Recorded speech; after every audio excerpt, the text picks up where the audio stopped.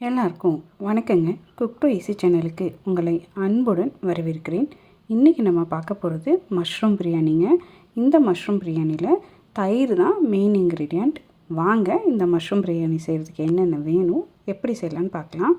இன்றைக்கி நம்ம பிரியாணியை குக்கரில் செய்கிறோங்க. குக்கர் அடுப்பில் வச்சு சூடானதுக்கப்புறமா 2 டீஸ்பூன் அளவுக்கு எண்ணெய், 2 டீஸ்பூன் அளவுக்கு நெய் சேர்த்துக்குங்க. உங்களுக்கு நெய்லேயே செய்யணுன்னா நீங்கள் 4 டீஸ்பூன் அளவுக்கு நெய் சேர்த்துக்கலாம். நம்ம சேர்த்துருக்க எண்ணெயும் நெய்யும் நல்லா காஞ்சதுக்கப்புறமாங்க 2 மீடியம் சைஸு பட்டை துண்டு போட்டுக்குங்க. இது கூடவே கிராம்பு ஒரு 4 சேர்த்துக்குங்க. அதே போல் கல்பாசி ஒரு சின்ன பீஸ் சேர்த்துக்குங்க. நம்ம போட்டிருக்க இந்த மசாலா ஐட்டம் எல்லாமே எண்ணெயில் கொஞ்சமாக ஃப்ரை ஆனதுக்கப்புறமா 2 மீடியம் சைஸ் அளவு வெங்காயத்தை நீல வாக்கில் கட் பண்ணி வச்சுருக்கேங்க. அதையும் எண்ணெயில் போட்டுக்கிறோம். நம்ம சேர்த்துருக்க இந்த வெங்காயம் எண்ணெயில் நல்லா ஃப்ரை ஆகி வரணுங்க. நமக்கு வெங்காயத்தோட நிறம் மாறணும். அந்த ஸ்டேஜ் வரைக்கும் நம்ம நல்லா ஃப்ரை பண்ணிக்க போகிறோம். இது மாதிரி நம்ம வெங்காயத்தை ஃப்ரை பண்ணிகிட்ருக்கும்பொழுது கண்ணாடி பதம் வந்ததுக்கப்புறமா நீங்கள் 1 டீஸ்பூன் அளவுக்கு சோம்பு சேர்த்துக்குங்க. குறிப்பாக இந்த மஷ்ரூம் பிரியாணியில் நம்ம தக்காளி சேர்க்காமல் செய்கிறோங்க. டேஸ்ட்டு ரொம்ப வித்தியாசமாக நமக்கு இருக்குங்க. அதே போல் நம்ம இஞ்சி பூண்டு இது 1 டேபிள் ஸ்பூன் அளவுக்கு நல்லா இடித்து சேர்த்துக்குங்க. நம்ம இது மாதிரி இடித்து சேர்க்கறதுனால நமக்கு அந்த இஞ்சி பூண்டோட ஃப்ளேவர் ரொம்ப ஃப்ரெஷ்ஷாக இந்த பிரியாணிக்கு அருமையாக இருக்குங்க. நம்ம போட்டிருக்க இஞ்சி பூண்டோட பச்சை வாசனை கம்ப்ளீட்டாக போனதுக்கப்புறமா கழுவி சுத்தம் பண்ணி வச்சுருக்க 2 டேபிள் ஸ்பூன் அளவுக்கு புதினா இலைகள், 1 டேபிள் ஸ்பூன் அளவுக்கு கொத்தமல்லி இலைகள் சேர்த்துக்கிறோங்க. புதினா கொத்தமல்லி சேர்த்ததுக்கப்புறமாங்க நமக்கு இந்த பிரியாணிக்கு தேவையான காரத்துக்காக பச்சை மிளகாய் சேர்த்துக்கணும். அது 3 பச்சை மிளகாய் நான் சேர்த்துருக்கேன். இங்கே காரம் நீங்கள் அதிகமாக விரும்பி சாப்பிடக்கூடியவங்களாக இருந்தால் 4 இல்லாட்டி 5 சேர்த்துக்கலாம். அதே போல் 10 சின்ன வெங்காயத்தை நல்லா முழுசாகவே சேர்த்துக்குங்க. இந்த சின்ன வெங்காயம் சேர்க்கறதுனால இது இந்த பிரியாணிக்கு டிஃப்ரெண்ட்டான ஒரு டேஸ்ட்டை கொடுக்குங்க. இப்போ 1 பாக்கெட் அளவுக்கு நான் இங்கே மஷ்ரூம் வாங்கி நல்லா கழுவி 2ஆக கட் பண்ணி வச்சுருக்கேங்க.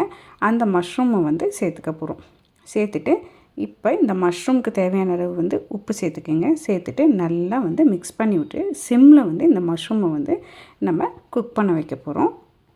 நம்ம சேர்த்துருக்கேன் இந்த மஷ்ரூம் ஒரு 5 செகண்ட் போல் நல்லா ஃப்ரை பண்ணதுக்கப்புறமாங்க இதில் 1/2 கப் அளவுக்கு தயிர் சேர்த்துக்கிறோம். நம்ம செய்யக்கூடிய இந்த மஷ்ரூம் பிரியாணியில் தயிர் ஒரு முக்கியமான இன்க்ரீடியண்ட்.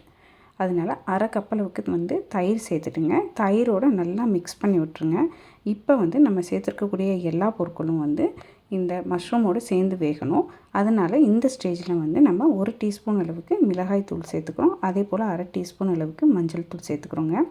இங்கே நம்ம மிளகாய் தூள் சேர்க்கும் பொழுது காரத்தை பேலன்ஸ் பண்ணிக்கணும். பச்சை மிளகாய் நீங்கள் அதிகமாக போட்டிங்கன்னா இங்கே 1/2 டீஸ்பூன் அளவுக்கு மிளகாய் தூள் சேர்த்தா போதுமான அளவு. அதே சமயத்தில் 1/2 டீஸ்பூன் அளவுக்கு கரம் மசாலா தூள் சேர்த்துங்க. நல்லா மிக்ஸ் பண்ணி விட்டுட்டு மீடியம் ஃப்ளேமில் நம்ம போட்டிருக்க இந்த மசாலா வகைகள், பட்டை, சோம்பு, அதே போல் மிளகாய்த்தூள், கரம் மசாலா தூள் இது எல்லாமே நல்லா தயிரில் குக் ஆகிங்க. இந்த சாறு எல்லாமே நமக்கு மஷ்ரூமில் நல்லா இறங்கி வரணும். அப்போ தான் நமக்கு பிரியாணி சாப்பிடும்பொழுது நல்லா ஜூஸியான மஷ்ரூமில் உள்ள இந்த ஃப்ளேவர்ஸ் எல்லாம் இருக்கும். சாப்பிட்றதுக்கு அருமையாக இருக்குங்க. 5 நிமிஷம் போலங்க இது மாதிரி நல்லா கொதிச்சதுக்கப்புறமா இந்த ஸ்டேஜில் ஃப்ரெஷ்ஷான கருவேப்பில் ஒரு கொத்து சேர்த்து நல்லா மிக்ஸ் பண்ணிவிட்டு நம்ம அரிசியும் தண்ணியும் சேர்க்க போகிறோம். இந்த மஷ்ரூம் பிரியாணியில் இந்த ஸ்டேஜில் நம்ம கருவேப்பிலை சேர்க்குறது தனியான ஒரு ஃப்ளேவர் கொடுக்குது. உங்களுக்கு வேண்டான்னு நினச்சிங்களா இந்த ஸ்டெப்பை நீங்கள் ஸ்கிப் பண்ணிக்கலாங்க. இப்போ நம்ம இந்த ஸ்டேஜில் கழுவி ஊற வச்சு வச்சுருக்கக்கூடிய ஜீரக சம்பா அரிசி 1/2 கப்பை நம்ம இந்த மஷ்ரூம் மசாலாவோடு சேர்த்துக்கிறோம். சேர்த்துட்டு நம்ம ஆல்ரெடி 1/2 கப் அளவுக்கு தயிர் சேர்த்துருக்கோம்.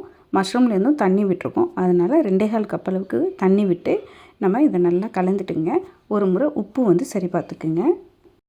எல்லாம் உப்பு தண்ணி எல்லாம் சரி பார்த்ததுக்கப்புறமாங்க நல்லா கலந்து விட்டுக்குங்க. பாருங்கள் மஷ்ரூம் இந்தளவுக்கு உங்களுக்கு குக் ஆகியிருக்கணும். இப்போ நம்ம அரிசி சேர்த்து நம்ம விசில் வச்சோம்னா சூப்பராக இருக்கும்.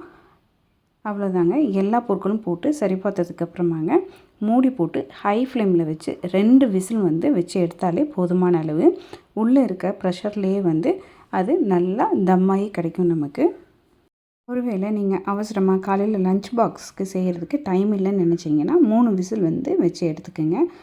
அவ்வளோதாங்க. நமக்கு சூப்பரான மஷ்ரூம் பிரியாணி ரெடி ஆயிடுச்சு.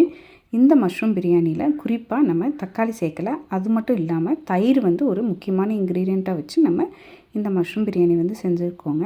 நம்ம ஜீரக சம்பா அரிசி செஞ்சுருக்கறனால உங்களுக்கு அரிசி வந்து குழஞ்சிரும் உடஞ்சிரும்ன்ற எந்த விதமான சந்தேகம் தேவை கிடையாது. நமக்கு அருமையாக வந்து மஷ்ரூம் பிரியாணி வந்து வந்திருக்குங்க. ரொம்ப ரொம்ப சிம்பிள். அதே போல் நம்ம பயன்படுத்தக்கூடிய பொருட்கள் வந்து ரொம்ப ரொம்ப கம்மி. நீங்கள் கண்டிப்பாக ட்ரை பண்ணி பார்க்க வேண்டிய ஒரு பிரியாணி ரெசிபினா இந்த மஷ்ரூம் பிரியாணி ரெசிபிங்க. கண்டிப்பாக இதே அளவுகளோட வீட்டில் ஒரு முறை இந்த பிரியாணி ரெசிபியை ட்ரை பண்ணி பாருங்கள், டேஸ்ட் பண்ணி பாருங்கள். கண்டிப்பாக உங்களுக்கு சுவை பிடிக்குங்க. உங்களுக்கு இந்த மஷ்ரூம் பிரியாணி ரெசிபி பிடித்திருந்தால் குக் டு ஈஸி சேனலை லைக் பண்ணுங்கள், ஷேர் பண்ணுங்கள், கமெண்ட் பண்ணுங்கள். மறக்காமல் நம்ம குக் டு ஈஸி சேனலை சப்ஸ்கிரைப் பண்ணிக்கோங்க. வணக்கங்க.